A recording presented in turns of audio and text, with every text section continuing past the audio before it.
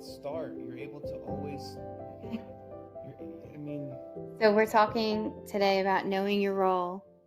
that's even just to the fact that we're talking about that is this. Like, it doesn't matter where you are right now. It doesn't matter when you hit start. You have the choice of of how the next moment unfolds. You have the choice for, I mean, how your day is going to go. If you decide to dwell on the negative things and you're in a bad mood and you're grumpy, that's going to bring more grumpy Grumpiness and and yeah, it's and you're not going to know why. And I think for me, I'm 40 years old and I didn't realize how much role your mindset and more so than your mindset, your belief in your mindset and your belief in something. I didn't realize how important that was because it's, I guess, not something that I needed often. All the moments that I've ever thought of that I know that I was able to either manifest something or create something that I can think of as a child go back to like when I was playing sports. So I guess I didn't realize what it was. I didn't realize that I created that moment more so than that moment just happened. I would say that a large part of my youth was looking at things as maybe more things that were coincidences or it was lucky. I'm just lucky that I was at the right place at the right time or so basically what we're talking about today is knowing your role and how it is to be in an important how it's so important to be in a positive mindset when you're thinking daily, not just in those instances of what you're starting to say now, and how much it has affected our life as a couple, as individuals, as parents, in our careers. yeah, I could look back on where I am today and realize that if I would have just applied what I know now to the younger self, and I know that's that stupid cliche. If I wish No, that it's the I knew truth what I know though. now when I was younger. Yes, no, hindsight is 2020. All of those things, but I think that there's something to that, and those sayings wouldn't be so profound and so meaningful if there wasn't something to that. Yeah. Hindsight's 2020, and if you could look back and do something a second time, you might do it differently. But if you knew that the way you entered into that situation or that conversation or that interview or whatever you're walking into, if you knew that how you entered that in the mindset of believing that you either belong there or believing that what you're about to do is going to go well, if you understood how important that was, How much power that holds. yes, that would be something I wish I could tell my younger self more so than anything because it's it's amazing to be able to see how when you realize the power that you have inside just by being you, that you can then look at the positive things that happen in your life and no longer say that you're lucky. No. You have the amazing wife, you have the amazing car, the amazing kids, the amazing dog, whatever it is that you look at and say that I love that watch or you have that because you created it and you deserve it. And if until you realize that everything that you have, good and bad, was something that you chose, you're going to have a really hard time understanding where you are in the world and knowing your role. You know, you weren't always so quick to be in a positive mindset as you are now as you're talking. So I think what you can change is your mindset. And I guess that's what I was trying to get at is it doesn't matter if you're 20 years old or 40 years old or 60 years old or 90 years old or 8 years old. It doesn't matter how old you are when you realize that all the joys, all the happiness, all the all the possibilities that the world has to offer, you can create just by believing in them, just by believing that they're there. I mean, put yourself back to when you were 6 years old and you were playing in that cardboard box that your mom got the dishwasher, or who knows what they got, but you got a box. And that box was the best thing you ever had. And you decorated it and you cut holes in it and you put tape on it or pillows. I remember building spaceships, and you know what? For a moment, I was in space, and I can put myself back there. And you know what? I know that I was able to be there more real because I didn't know that it wasn't real because I was still a kid.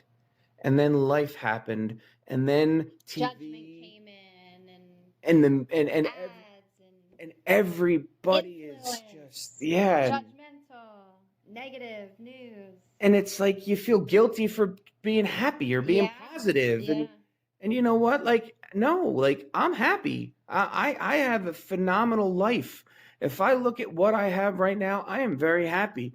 I don't live in a mansion in Beverly Hills. I don't have horses outside. I don't have a Lamborghini and a butler, but I have happiness. So I am sure that there is an alternative version of myself that has all of those things, but he doesn't have happiness. So I guess defining happiness is hard to do for some people, Because it has to come from within. and you have to believe it. Yeah. It can't just be my mom told me that this would make me happy, or society tells me that this is what should make me happy. No, it's got to be what makes you happy. Well, it's got to come it's got to be inward. It's got to come from inside. And I mean, and I think that's one of the best parts about where we live, and one of the worst parts about where we live is the same thing, because people have such opinions. But because of that, you have the ability to realize that you can control your destiny, you can control your day, and it doesn't have to be something complex. Just get up and brush your teeth and smile and be happy for a moment, and then let that smile turn into a grin or turn into a laugh or something. But allow your day to start with joy, and just see how different that experience is from a day where you wake up and stub your toe. And do you really think the fact that you stubbed your toe that morning affected that sales call, or the way that phone call went with your friend or your mother or your aunt or your cousin? Do you think your toe had anything to do with it? You don't think of it at the time, but when you look back on this conversation, or if you listen to this, you'll remember, and you'll look back on that conversation in your head and realize that you had a poor attitude going into that opportunity because of something else that happened earlier in the day, and your attitude and your belief and your self disbelief, or whatever word I'm looking You're for. attracting what you're asking for. You brought Right. the opposite of what you wanted, because the entire time you were thinking about not losing out on something. So you brought the opposite. So that is And the you law allowed of attraction. you allowed fear to guide you, and the law of attraction, the way that the universe works is it's going to put things into your path that you ask for. Not everything. You're not just going to say, I want a Lamborghini, walk outside and there's a Lamborghini.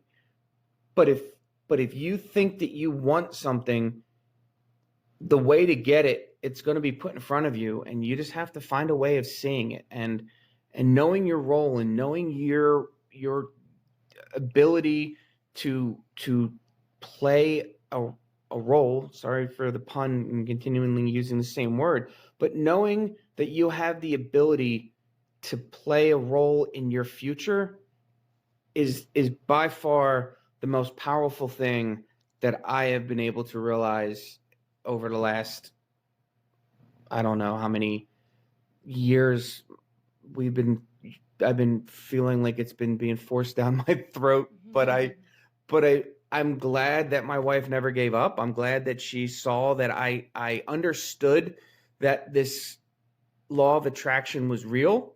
I just didn't understand it, and I still don't understand it completely. And trust me, I still am and frustrated by it. It still is an enigma. But you And know what?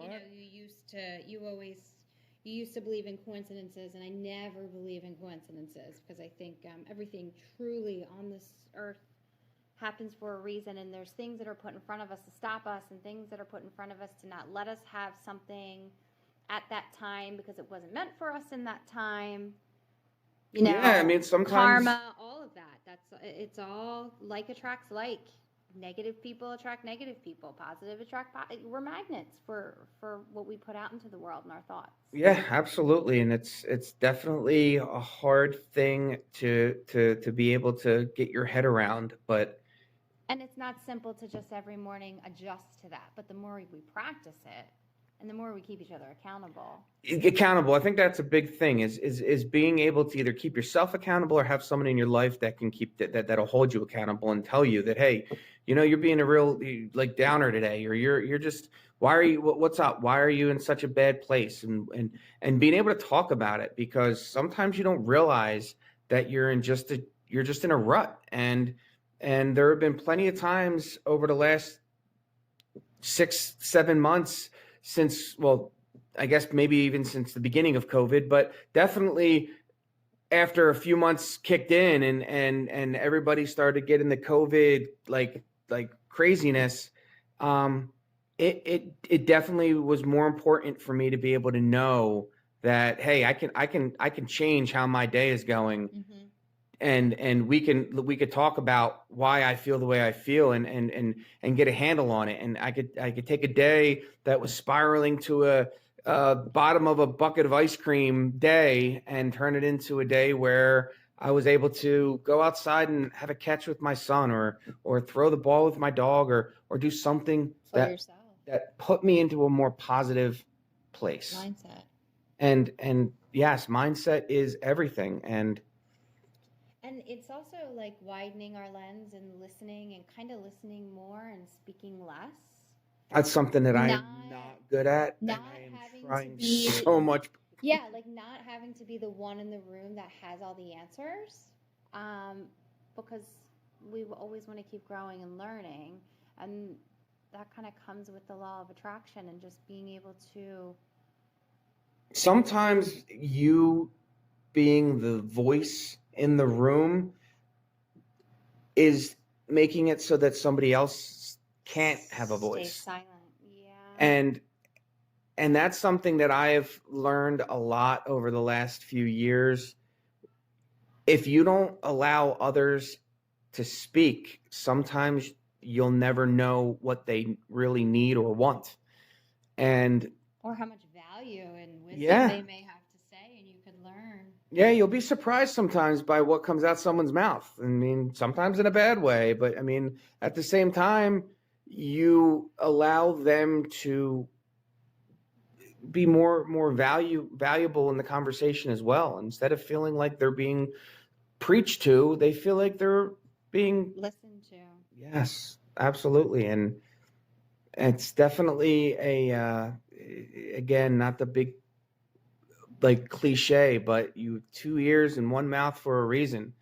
And we need, as a society, to listen more, and not just to what other people are saying, because I'm not sitting here telling you to try to inundate yourself with everything and everything. I'm saying listen to the universe, listen to yourself, listen to your thoughts, listen to the world outside. Sometimes the universe is trying to tell you in as loud as terms as they can, but you refuse to hear it because you're locked in your room with your TV on, or in front of your phone. Blinders on. And if you would just go outside, you would see the white owl sitting on the perch, or you would see the cardinal that is sitting there constantly trying to show you that, hey, nature is beautiful, and life is beautiful, and be positive. Stop thinking about the bad things, and go for a walk, or find gratitude. And yeah. Well, something that we've been really trying to do is wake up with gratitude and what we're grateful for, even the tiniest things like No, waking up with yoga is not a bad idea either. It's worked out pretty good. So, yeah, we wake up with yoga. oh yeah, We wake up with yoga in the morning. I haven't done it yet. I'm working on it. He's watching yeah. and meditating along, and really thinking about jumping in. And then I sit and write about the things I'm grateful for, a cup of coffee, a warm Very house, grateful for that cup of coffee in the morning. you know. And then at night when we go to bed, most times we go to bed together. Sometimes we don't. I mean, I like to go to bed early. She's at 8:30, 9 o'clock at night bedtime. And you know what?